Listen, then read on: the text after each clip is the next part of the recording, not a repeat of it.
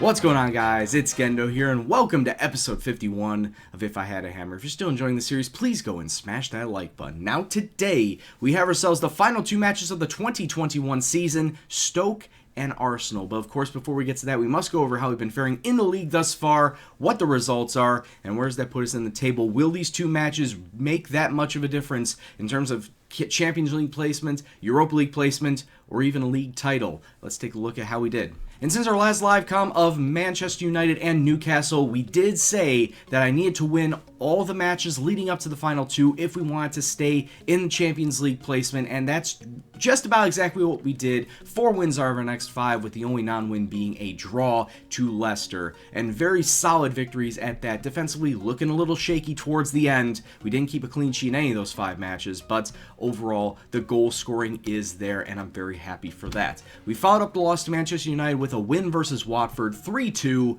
with Van den Broek, Driussi, and Lucas Teodorczyk the goal scorers for us. We did give up a couple of goals early in the second half, which knotted the match up at 2, but Lucas with the late winner giving us all 3 points here. We then followed up with a 2-1 victory against Burnley away from home. Lucas Teodorczyk getting the brace here, keeping us in the lead. Defensively, did have a little bit of a lapse in the second half, allowed Burnley back in, but once again, another 3 points. Against Swansea, 4-2 victory here. Lucas Teodorczyk on the score sheet again with a brace. Driussi and Grealish also adding to the tally. And then in the next match, against Derby County, it's Lucas Teodorczyk once again with a brace, getting us the 2-1 victory there. Unfortunately, like I said, we didn't get the win versus Leicester, but we did get a point by a late goal from Kyan Van den Broek. Leicester getting the goal scoring off first with a goal in the 18th minute by Patrick Bamford. Fortunately, we were able to get that goal to at least get a point out of this. Now, one thing you could also be saying is, why is Lucas Teodorczyk getting all the goals? Don't you have Rui Pedro? Why aren't you using Rui Pedro? Well, Rui Pedro picked up an injury, and it's very unfortunate that he tore his hamstring, which means that he is out for the rest of the season. Could not use him at all. It's very fortunate, though, that Teodorczyk was able to pick up the slack and score all the goals that he did, but it would have been nice to have Rui Pedro see out the rest of the season. I mean, that's why I bought him. I bought him as the striker for the future of the club, so it's unfortunate that Rui Pedro got himself a torn hamstring, which means he's out for the rest of the season. And it's nice that Teodorczyk picked up the slack in terms of goal scoring, but I really would have liked to have seen Rui Pedro do that. I mean, that's why I brought him in the first place, was to be the goal scorer that this club needs. And just to see that he's been out for the last couple of months, it really hurts that he hasn't been in. Now, taking a look at the standings, those 13 points out of 15 have leapfrogged us into second place. We could still feasibly win the title, but only being 5 points back at Chelsea, and Chelsea having a match in hand, those odds look very slim. And honestly, I'm playing for second right now, so I need to stave off the charges from United, from Liverpool, from City. I don't think Arsenal can catch us just yet, but we do play them in the last match day, so anything is possible. They could leapfrog us as well. I want to stay on top 4. I realize how hard of a challenge that is. It all comes down to how well we do versus Stoke today. I don't want it to be left alone to the Arsenal match. I want to go out and beat Stoke. And now getting into that Stoke match, we are going to switch the formation up a bit. We're going with the 4-5-1. We don't have Rui Pedro, we don't have Callum Chambers, so this is what we're going with. We're going to have Dragowski in net, Lindelof, Rocco, Lucas, and Luke Shaw along the back line.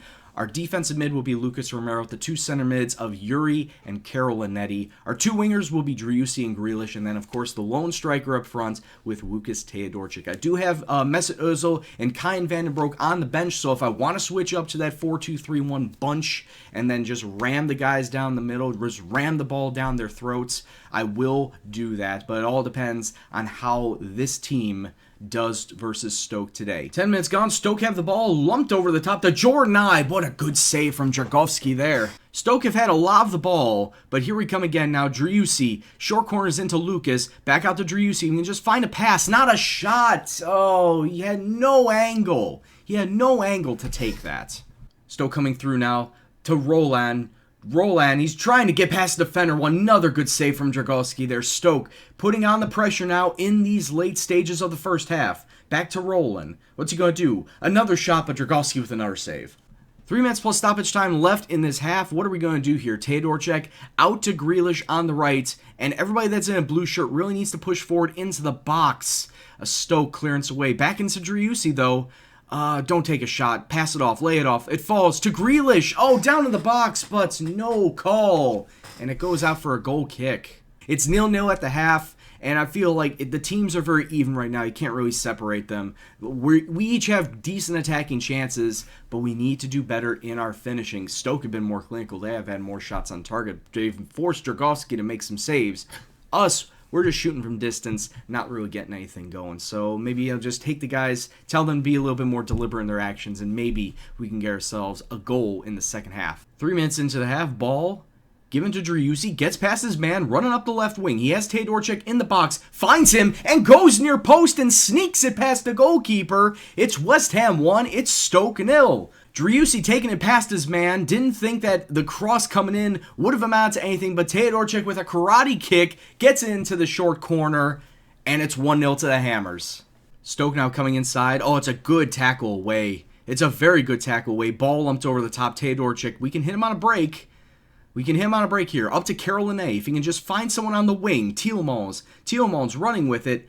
Inside to Romero. Nobody's really on side. Back into Tielemans. But a shot is saved from David Ospina. Corner kick for Stoke. Bringing in Paco Alcácer. Oh my god. The guy on the line. Defender on the line at the post. Able to make 2 stops. Preventing Stoke from getting a goal. But they're still threatening. They're on the byline. Just clear it out, Lucas. Just clear it out. They still have the ball. Rolling, it's dangerous, and they go out for a corner. Jesus. Ball over the top, Paco Alcácer. We need someone to deal with it. Thank you. Clears it away. Corner coming in, Paco. Once again, the guy on the post. Oh, come on. No, are you serious? First goal for this guy. Of course. Of course it is. I was just about to say, guy on the post, doing well to stop Paco's shot, and then the ball pinballs to Ndiaye, who it takes a deflection off of somebody and goes into the back of the net. Completely undeserved for Stoke. I mean, we were doing well enough. We were doing well enough that we could have, probably should have come away with a victory here, but a deflection, a pinball goal, allows Stoke to get back into the match and knot it up, and there's your final. It's 1-1. So it's official, if it wasn't official enough. We're not winning the title this year, clearly.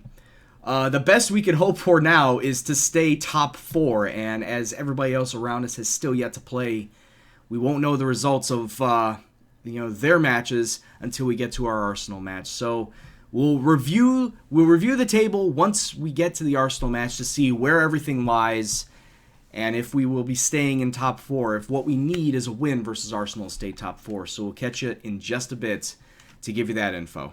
Right, so this is what the table looks like on the very last day before all the matches. Chelsea have won the Premier League title, that much is obvious. We were actually leapfrogged by Liverpool on the very next day of Premier League matches, so we're in third now. We're 1 point clear of City, 2 points clear of United, and 3 points clear of Arsenal, which means that if Arsenal beat us today and everyone else around us wins, we could drop down into 6th. Yes, we are as high as 2nd place, and we could drop down to 6th.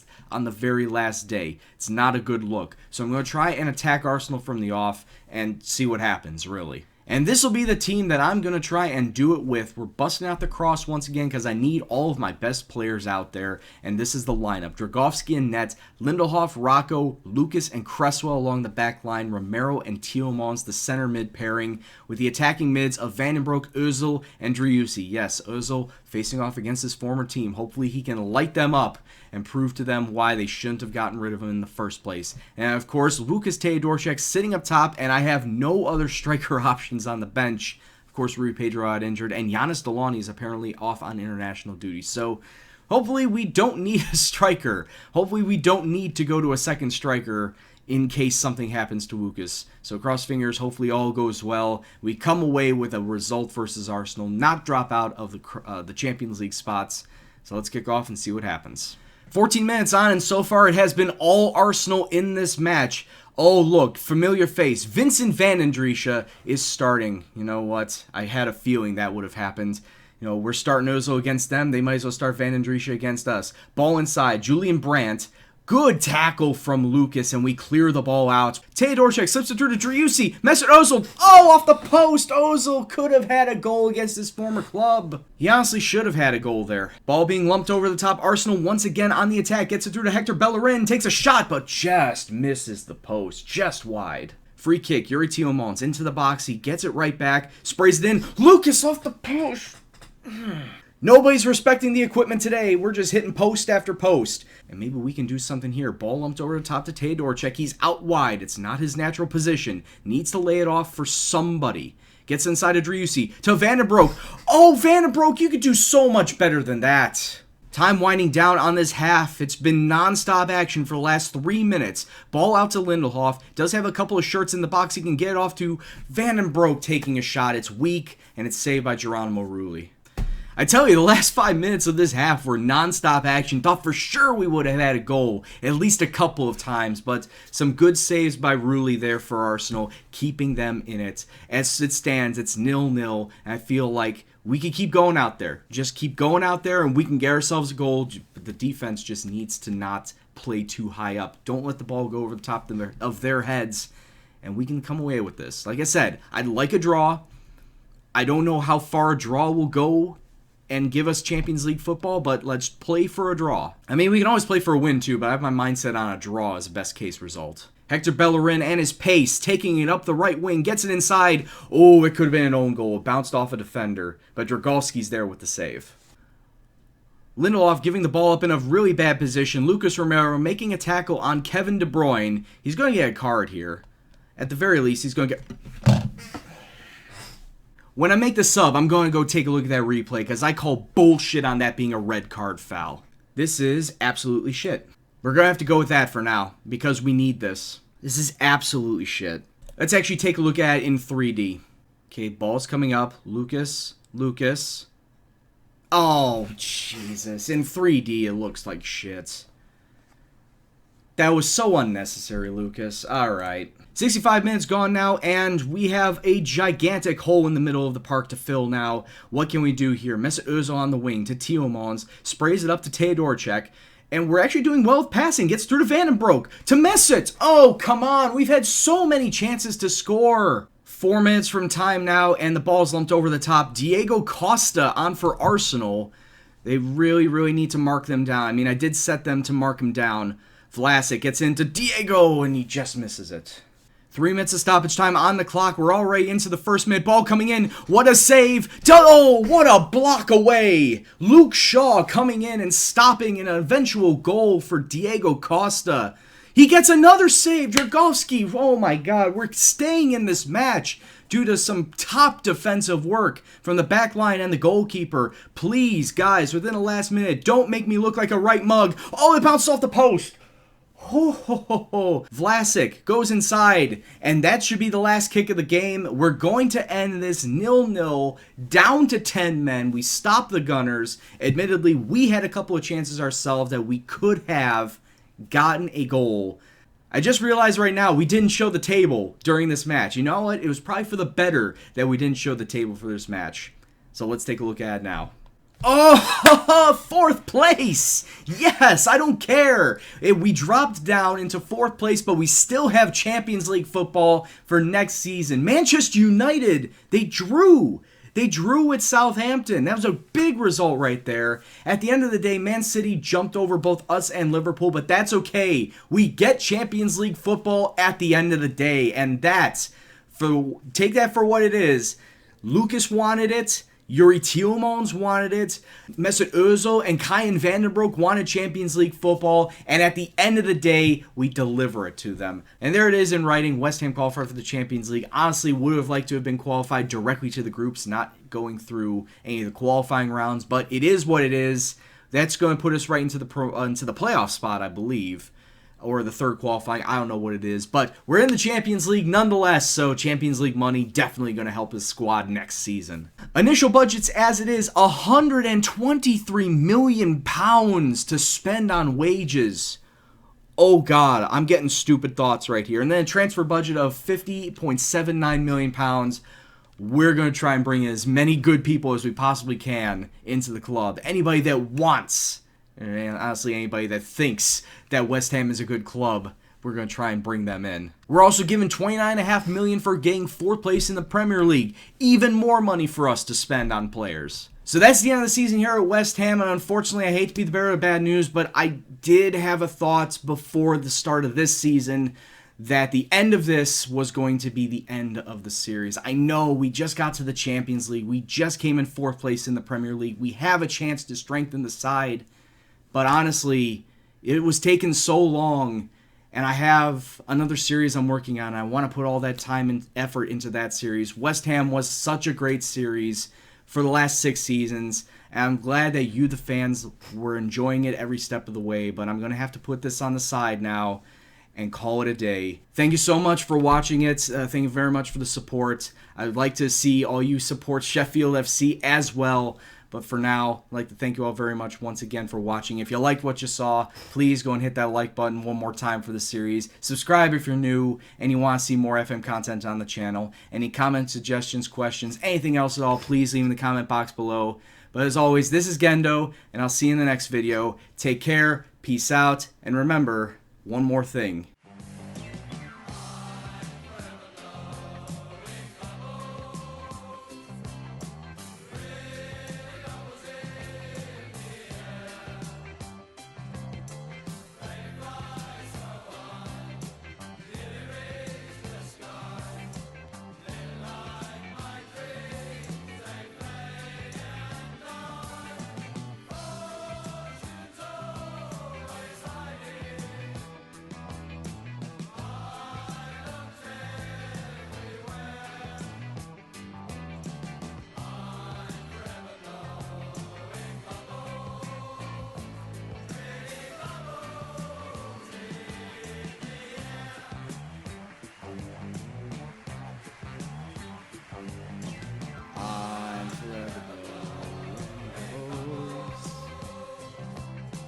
Pretty bubbles in the air,